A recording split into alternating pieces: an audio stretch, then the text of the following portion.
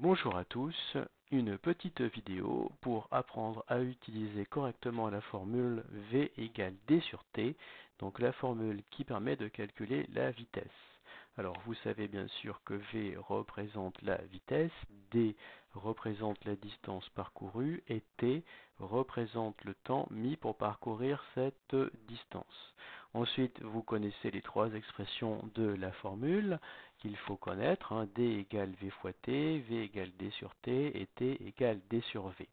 N'oubliez pas que les unités peuvent varier, la distance peut être en mètres ou en kilomètres, le temps peut être en secondes ou en heures et la vitesse peut être en mètres par seconde ou en kilomètres par heure. Alors, un petit exercice pour savoir comment bien utiliser cette formule.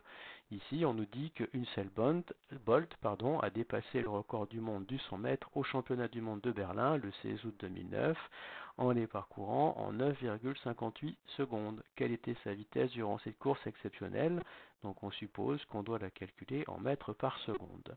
Alors, comme toute application de formule, on utilise toujours la même démarche. On sait que, on cherche, d'après la formule, on calcule. On sait que. Alors, je relis une deuxième fois l'énoncé pour trouver ce qu'on me donne. Alors, le record du monde du 100 mètres, donc je connais la distance D. D est égal à 100 mètres, voilà, de préférence petit d. Je relis toujours l'énoncé pour savoir ce que je connais.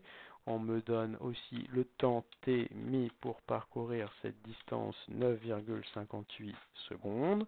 Qu'est-ce qu'on cherche? L'énoncé me demande de calculer la vitesse, donc je cherche V. Et comment je trouve V quand je connais D et T? Bon là je pense que vous commencez à connaître cette formule. Vous l'avez déjà vu en physique et en mathématiques, donc V égale D sur T. Voilà. Alors bien sûr, avant de calculer, n'oubliez pas de vérifier qu'on est dans les bonnes unités. Alors si on me demande la vitesse en mètres par seconde, ici l'énoncé ne le précise pas, je pourrais très bien la donner en kilomètres par heure, mais bon, je ne vais pas me fatiguer inutilement, laissons en mètres par seconde. Donc la distance est bien en mètres, le temps en secondes, je n'ai pas à convertir.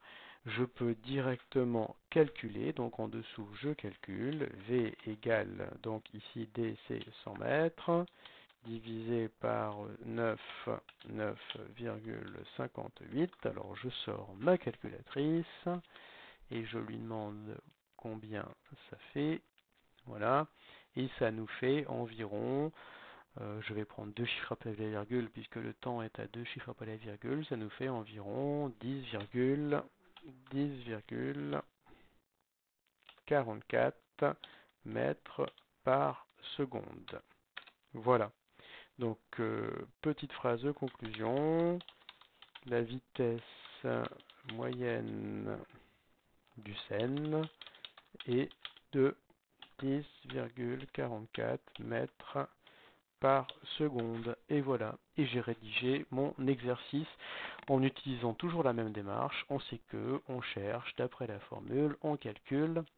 On a déjà à de nombreuses reprises utilisé cette démarche et vous voyez qu'elle est toujours adaptée aux différentes formules que vous découvrez au collège. Bien, maintenant à vous de travailler, à vous de faire les exercices suivants pour vous entraîner. Bon courage.